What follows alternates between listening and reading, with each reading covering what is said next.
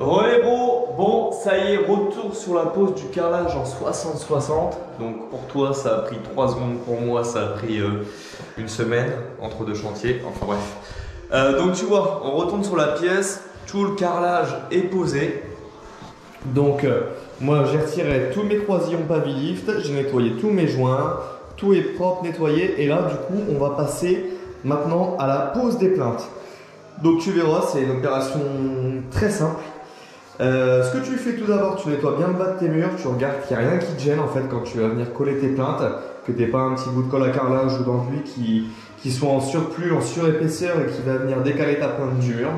Une fois que tu as fait toute ta vérification là, et ben, tu peux préparer ta pièce à poser les plaintes. Donc pour ça tu vas avoir besoin de quoi? C'est très simple, je te montre ça.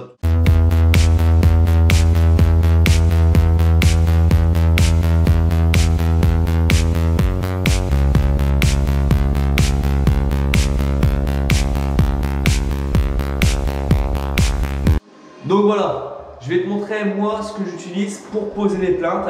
Alors tout le monde ne travaille pas forcément de la même façon, c'est pour ça que je te dis que c'est ma méthode. Donc tout simplement il va te falloir des plaintes.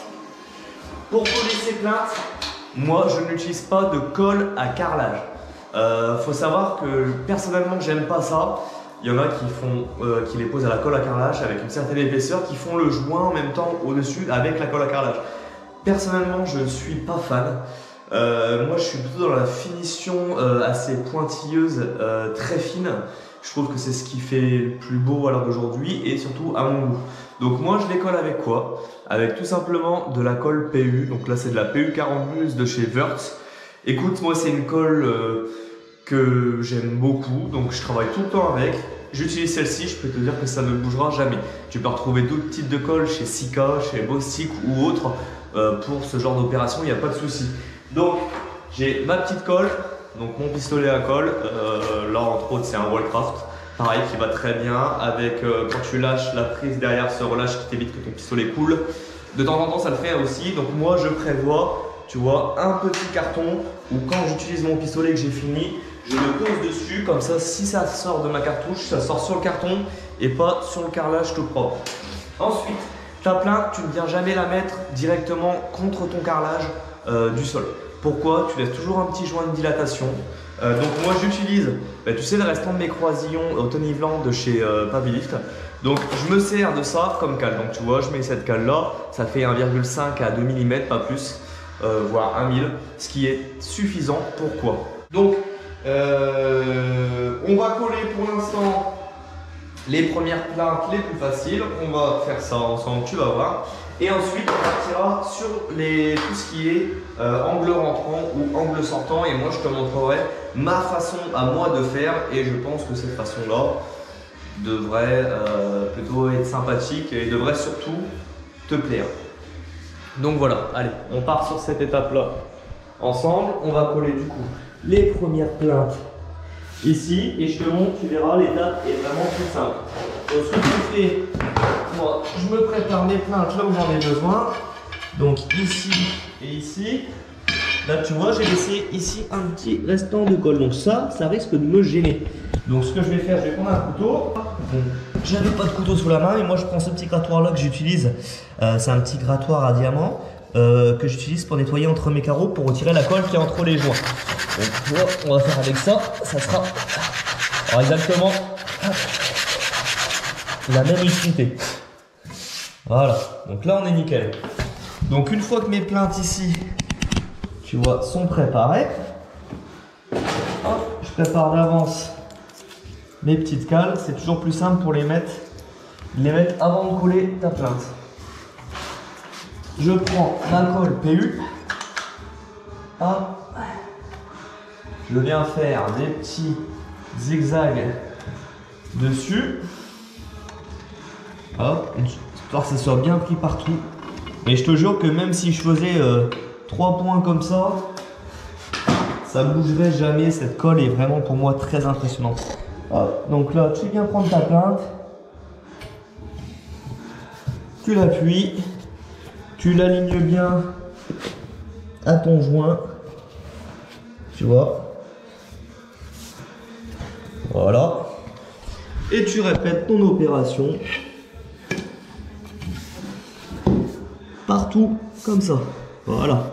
Tu n'as même pas besoin de croisillon. Hein. De toute façon,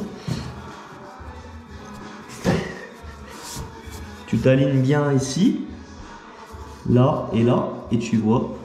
Tant que tu es dans le même visuel, eh ben, il n'y aura jamais aucun souci. Hop. Voilà. Donc là, c'est fait. On va repartir sur ici. On répète la même opération. Tu vois, là, je peux en mettre 3 entières. Hop, sans problème. Hop. Je prépare ça. On prépare les petites cales.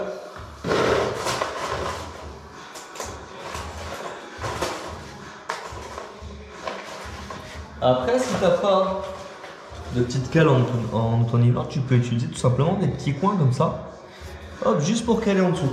Ça, c'est toi qui vois. Tu peux prendre ça, un petit bout de carton, vraiment ce que tu as sous la main, tant que ça fera toujours la même épaisseur.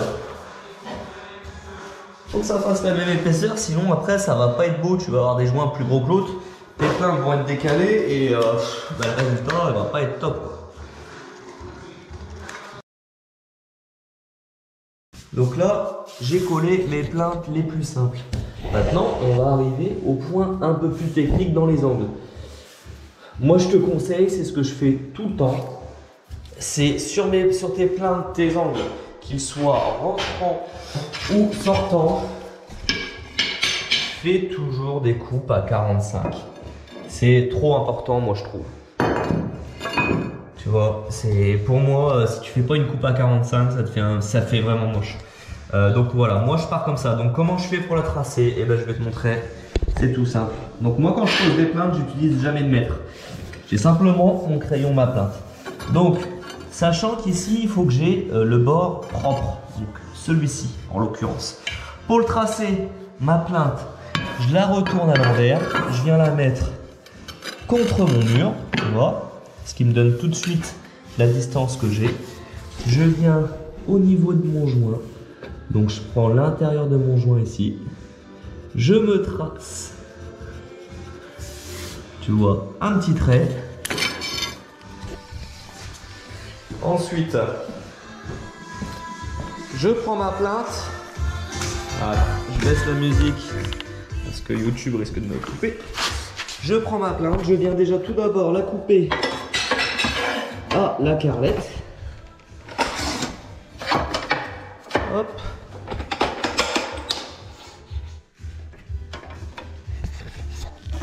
Donc là je te tiens en même temps, donc je t'avoue que c'est pas évident.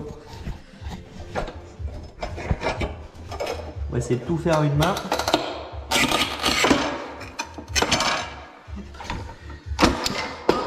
Voilà. Donc ma plainte est coupée. Je sais que le côté propre va à gauche, donc je garde cette plainte là.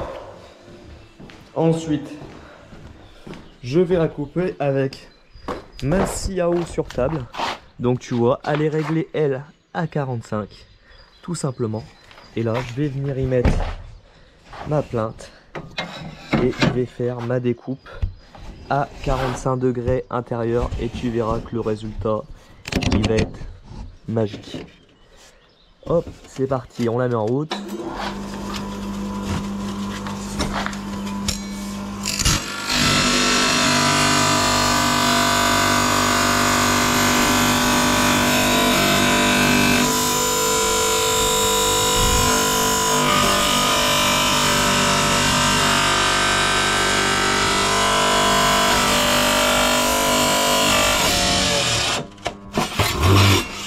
Hop.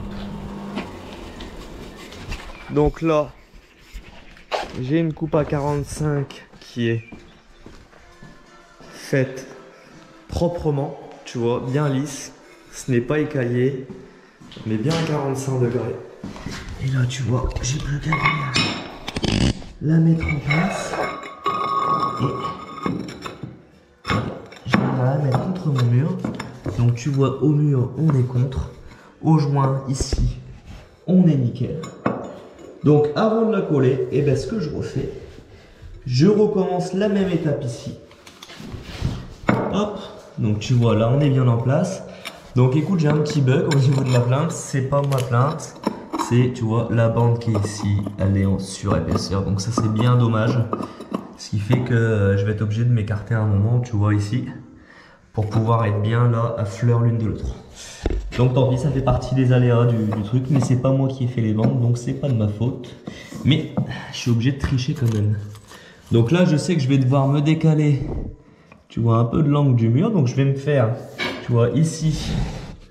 Là, je me fais un petit repère de l'arrière de ma plainte pour pouvoir venir ici, tracer celle-là. Et on répète la même opération. Donc je fais ça et je te montre tout de suite. Donc comme tu as pu le voir, tu vois, j'ai collé ma plainte. Donc ici, on a un petit jour histoire de pouvoir faire un petit joint. Et là, ici, bah, on a un écart. Malheureusement, pas le choix. Tu vois, là, on est contre. Il y a la bosse. Là, on est contre. Et ici, on est à fleur. C'est quand même le plus important. Donc là, bah, c'est le joint acrylique qui fera le reste parce que, bah, au bout d'un moment, moi, je ne peux pas plier ma plainte sur 30 cm. C'est juste pas possible. Donc maintenant que tu as compris l'angle intérieur, eh ben écoute, on va se faire l'angle extérieur maintenant qu'on y est. Donc je te montre rapidement la petite astuce pour faire l'angle extérieur, pareil. Alors je vais essayer de te caler. Je vais essayer de te caler, je vais te caler, je vais te caler, je vais te caler.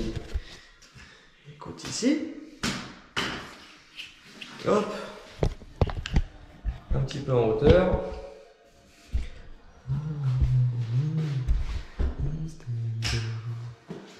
Hop. Donc toujours la même chose. Pas besoin de mettre, ton cerveau fait le reste. Donc là, regardez, le but c'est pas non plus de faire trop de paires. Donc tu vois, je vais chute de mettre dans la coupe. Donc là ici ça va passer. Là ça passera pas. Peut-être l'autre après. Donc là, il faut que j'en continue. On a le beau bord. Tu vois, pour avoir l'angle ici propre contre l'angle ici déjà propre. Donc comment je fais pour tracer? Et bien tout simplement, j'aligne toujours pareil à mon joint. Je viens remettre une plainte ici contre. Et là tout simplement, et bien je trace l'extérieur. Hop. Voilà, là j'ai tracé l'extérieur. Parce que ici, on est sur un angle sortant. Donc, on recommence. Là, j'ai mon tracé et je vais aller faire ma découpe au niveau de ma machine. Là, malheureusement, celle-ci ne passe pas. Donc là, je refais pareil. Je pars sur une plainte entière. J'aligne à mon joint. Hop. Ici, elle passe pas, donc je la tourne debout, ça revient au même. Et ben là, je retrace l'extérieur de mon angle. Et je vais pouvoir aller couper à la carrelette, tout simplement. Donc carrelette, ensuite la scie sur table à eau, donc la ND200 de chez Ruby. Tu vois, je te montrerai la finition que ça te fait, tu verras. Je t'ai complètement oublié. J'ai oublié de rallumer la caméra, donc tu vois, je te montre la finition que ça donne. Voilà, donc elle a été coupée, donc tu vois, angle à 45. Donc j'ai remis la vidéo sur Insta de la coupe, je pense que je pourrais te le remontrer quand même, on va se débrouiller. Donc voilà, là je suis reparti ici, et puis ben, là on rattaque la même chose là. Donc ça je vais te mettre peut-être en mode accéléré, hein. T'as compris le principe.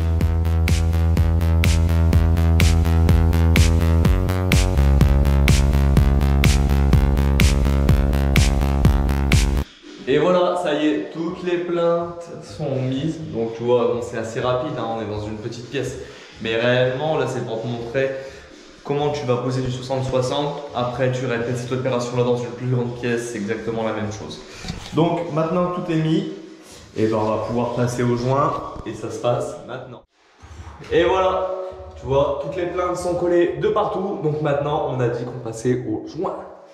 Donc les joints, qu'est-ce que j'utilise? Moi j'utilise du joint Cermix, le High-Tech 2.0 que j'utilise depuis très souvent, qui va plutôt bien. Donc là on est sur un gris alu, ce qui se rapproche bien du carrelage en soi, qui est plutôt sympathique une fois sec. Mais bon, ça tu le verras après. Donc pour faire tes joints, qu'est-ce qu'il te faut? ton petit seau où tu as ton joint de prêt. Pour tes joints, respecte bien la quantité d'eau et le gramme, le poids de joint qu'il te faut. Ça, c'est une étape ultra importante. Si tu fais 2 doses de joints dans la même pièce et que tu ne respectes pas le même dosage, tu vas être embêté, tu vas avoir des différences de couleur. Et même si de soi, tu ne respectes pas le dosage que eux te donnent, ça risque de t'apporter des problèmes, des différences de nuances dans le joint, un joint un peu creux. Donc voilà, ça c'est vraiment à noter quand tu fais tes joints de carrelage. Respecte bien le dosage approprié que le fournisseur, le fabricant aura écrit sur le paquet. Donc c'est tout simple, hein, tu fais tes calculs. Si tu fais pas un sac complet, bah, tu calcules par toi-même, tu fais des divisions, des mathématiques. C'est pour ça qu'on a été à l'école, les gars. Donc sinon, moi j'utilise mon petit seau, ma petite truelle avec un embout plat comme pour mon carrelage. Ensuite, la petite taloche de chez Ruby qui va bien, où tu as d'un côté les angles d'équerre et de l'autre côté les angles arrondis. Moi, elle me va très bien, elle n'est pas très grande, elle fait une vingtaine de centimètres, 25. C'est super suffisant pour faire des joints. Et toujours un petit couteau, là, donc tu vois, de chez Ruby aussi, qui va très bien quand tu vas faire tes petits angles et autres. Donc, je vais te montrer rapidement sur 2-3 joints comment on fait du joint. Et puis après, ben, on repassera au time-lapse comme d'habitude. Alors moi, sache que quand je fais mes joints, j'ai déjà mis mes plaintes. Généralement, d'autres carreleurs vont faire les joints du sol et après mettre les plaintes, vice versa. Moi je fais comme ça va très bien. Donc, hop, mon joint est prêt. Bon, par contre, je n'aime pas trop, un joint ça peut tirer quand même assez vite. Donc surtout si tu n'as pas l'habitude, fais pas des grosses quantités dès le départ. Donc ton joint, comment tu fais? Tu l'étales et tu viens bien bourrer tes joints entre carrelage. Hein, faut pas juste que tu passes dessus, tu bourres bien comme ça. Et surtout quand tu viens racler, tu racles toujours en diagonale. Ne racle pas le long comme ça ou comme ça, tu risques de creuser tes joints. Donc essaye toujours d'y aller en diagonale. Donc déjà tu bourres et ensuite tu repasses en diagonale pour racler en fin de compte le plus gros. Puis quand tu arrives à tes plaintes, soit tu vas directement avec la taloche comme moi quand tu as l'habitude, ou soit tu prends le petit couteau, tu vois, et tu viens remplir. Donc t'inquiète pas, un petit couteau inox, ça trahira jamais ton carrelage. Hop, tu viens bien faire tes angles et on fait pas le dessous des plaintes ici. Tu comprendras pourquoi après. Ça c'est mon astuce. Bon, pas la mienne, hein, à moi que à moi, mais c'est pour t'éviter des problèmes dans le temps. Je t'explique tout ça quand les joints seront finis et qu'on passera à cette étape là. Donc tu vois, hein, c'est assez simple. Un joint, c'est pas ce qu'il y a de plus compliqué à faire en soi, enfin c'est ce qu'on croit. Mais suis bien les étapes surtout, ça c'est vraiment important. Parce que si tu foires tes joints, eh ben, tu foires ta pose en fait. Parce que si tes joints sont pas propres ou pas bien faits, eh ben, c'est la chose qu'on voit tout de suite en fait. Donc voilà, essaye de bien gérer tes joints et tu verras, tu seras content comme tout au final. Donc, je te remets en time-lapse. Hein, tu as compris un petit peu comment ça marchait. Là, je t'ai expliqué grossièrement, grosso modo, ce qu'il faut faire et ne pas faire. Donc, tu fais ça dans toute ta pièce ou tout ton seau. Hein. Si tu n'en as pas fait trop, n'en fais pas trop, ça sert à rien. Et surtout, tu respectes bien la notice qui est écrite sur le sac, sinon attention. Bon, tu as vu, tous les joints sont posés. Donc maintenant, j'ai bien entendu que ça sèche. Et ce que tu fais, je vais te montrer comment maintenant nettoyer ton joint. Donc première étape, quand c'est comme ça, en gros, tu dégrossis. Donc tu essores quand même bien ton éponge. Tu n'appuies pas dessus en fait.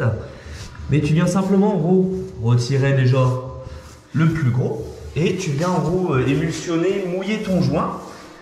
Tu vois, parce qu'en fait, tu as de la laitance hein, qui se met un peu partout. Donc tu viens comme ça. Tu vois, le tremper. Hein. Quand je dis tremper, c'est un bien grand mot. Mais en gros, comme ça, le joint qui est sur ton carrelage, lui, il va prendre de l'humidité et un nettoyage, il va se retirer plus facilement. Donc un petit coup comme ça, tu vois, j'appuie pas sur mon éponge, hein, simplement je la pose. J'appuie qu'aux endroits où il n'y a pas mes joints, mais juste où j'ai des traces sur l'éponge du carrelage. Ensuite, deuxième étape, tu rinces bien ton éponge, tu l'essores bien et tu viens simplement y faire comme ça, toujours pareil en diagonale, un coup. Tu relèves, une fois que tu as levé, tu ne réutilises pas ce côté-là. Tu changes de côté et tu viens faire la même opération à côté. Voilà, donc ça c'est ta première étape. Donc là je le fais à l'éponge parce qu'il n'y a pas une grande surface, tu vois. Mais voilà, donc tu fais ça comme ça. Tu relèves. Tu recommences. Et ça, tout le long de ta pièce, c'est ce qui va te permettre de retirer un maximum de laitance. Hop, tu vois là, je viens appuyer parce que j'en ai un petit peu beaucoup dans mes angles. Hop, tu vois, on vient bien nettoyer. Tu vas avec ton doigt de temps en temps, un petit couteau si tu as, et tu viens nettoyer ton joint comme ça, sans que tu appuies sur les autres joints, tu vois, de ton carrelage. Et après, bah, tu continues, et tu fais ça toute la pièce. Donc surtout, tu respectes bien ça, pas trop mouiller ton éponge, bien changer de côté une fois que tu la relèves. Sinon, comme je t'explique, ça sert à rien parce qu'en fait, quand tu réutilises le même côté, tu viens redéposer ta laitance, mais à côté. Donc voilà. Hop. Et si tu fais ça correctement, tu n'auras quasiment plus rien à nettoyer au deuxième coup. Donc on repart sur des bonnes bases, Tagnas. Bon, les bros, tu vois, c'est tout propre, les joints ont été nettoyés, donc là c'est nickel. Donc qu'est-ce qu'on a laissé en stand-by hier? Enfin il y a 10 secondes pour toi, c'était les joints sur les dessous de plainte. Oh, salut toi. Les joints sur les dessous de plainte, pourquoi je n'ai pas fait des joints de carrelage? Parce que là, pour t'expliquer rapidement et concrètement, on est sur deux supports différents. De 1, on a les plaintes qui sont sur le placo. De 2, on a le carrelage qui est sur la chape. On est sur deux supports différents, deux supports qui ne travaillent pas de la même façon. La chape va plutôt travailler dans ce sens-là, le placo va travailler dans ce sens-là. Et de 2, c'est deux matières différentes, donc ils ne travaillent pas autant l'un que l'autre. Donc si tu fais un joint de carrelage, tu regarderas chez toi, chez des gens ou autres, si c'est un risque. Dans le temps, ça ne le fera pas tout de suite, mais au bout de 6 mois, 1 an, 2 ans, 3 ans, tu vas avoir une fissure qui va se créer au niveau de ton joint parce que tu vas avoir des fois un appui sur ton placo ou autre qui fait que ton joint qui est pas forcément souple, lui il va micro-fissurer donc sur tout le long. Donc pour éviter ça, qu'est-ce qu'on fait? Moi je fais un acrylique, un mastic acrylique aux couleurs du joint de carrelage. Donc là on est sur du gris, gris clair. Pour avoir en fait du coup le même visuel et avoir un joint qui soit qui puisse se dilater, travailler sans fissurer. D'où le but de faire un silicone ou un acrylique. Donc voilà. Donc là je vais faire ça sur tout le pourtour de la pièce. Je vais nettoyer, donc le but de faire un acrylique aussi c'est que ça se nettoie à l'eau, qui est plus facile à poser qu'un silicone qui laisse toujours une petite forme de laitance. En fait à la lumière rasante tu as toujours une petite laitance qui se voit et c'est pas très beau. L'acrylique tu le mets à l'eau, tu le nettoies à l'eau et ça c'est génial. Donc voilà, on va refaire un peu la même étape, on va refaire un petit bout ensemble. Voilà, après je termine et la pièce elle sera enfin complètement terminée.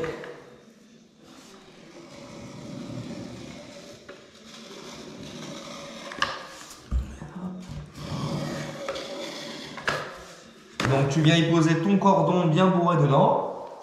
Hop, mouille un peu ton doigt si tu veux. Tu le lisses un premier coup grossièrement. Hop. Et ensuite tu viens prendre ton éponge. Donc essaye de prendre une belle éponge avec des beaux bords assez, tu vois, assez neuves. Et tu viens bien l'appliquer comme ça à 90 degrés pour pas trop creuser ton joint. Et puis ben voilà, tout simplement, t'as plus qu'à rincer, à remettre un petit coup de doigt pour retirer le plus gros. Et tu auras après un joint super propre.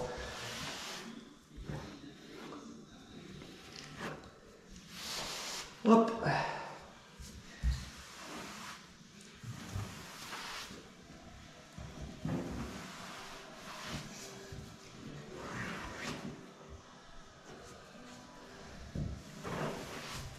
Et voilà le résultat, tu vois que ça te donne, ça te fait un joint propre. Quand il va sécher, il sera la même couleur que mes joints. Déjà là, on se rapproche vraiment beaucoup. Et voilà, Donc tu vois, on va faire ça sur tout le pourtour de la pièce et ça sera...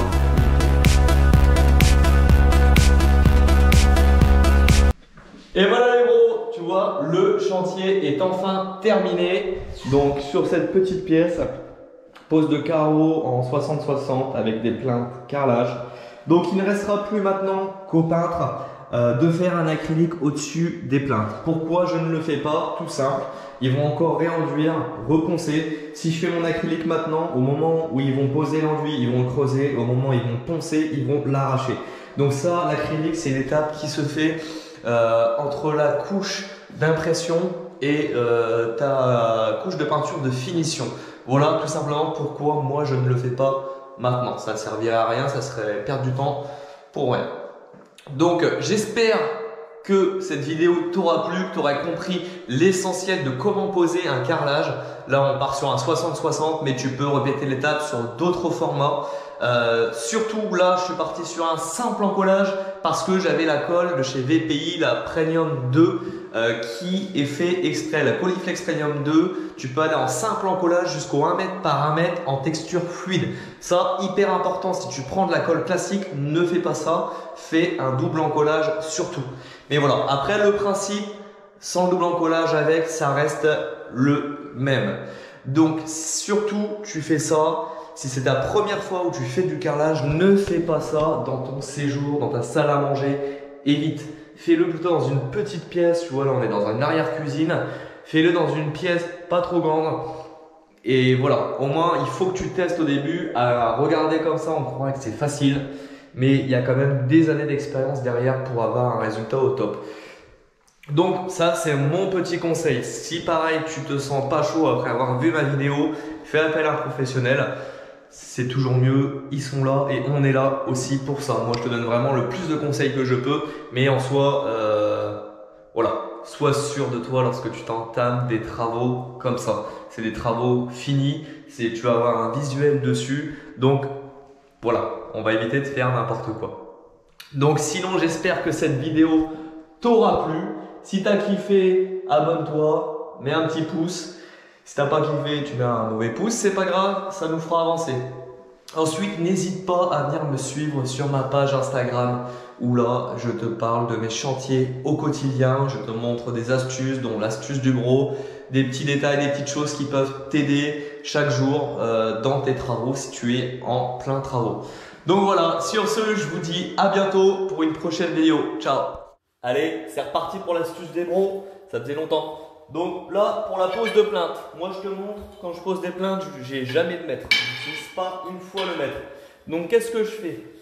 Pour tracer ma plainte, là c'est simple, on part sur un angle sortant, un truc un peu compliqué, mais tu verras, ça va tout seul. Qu'est-ce que je fais? J'aligne bien ma plainte là, au niveau de mon joint, ici, tu vois, pour avoir le même écart. Ensuite, je viens poser une autre plainte à côté. Et hop, tu vois, je trace un trait. Tu vois ici, que je reporte là,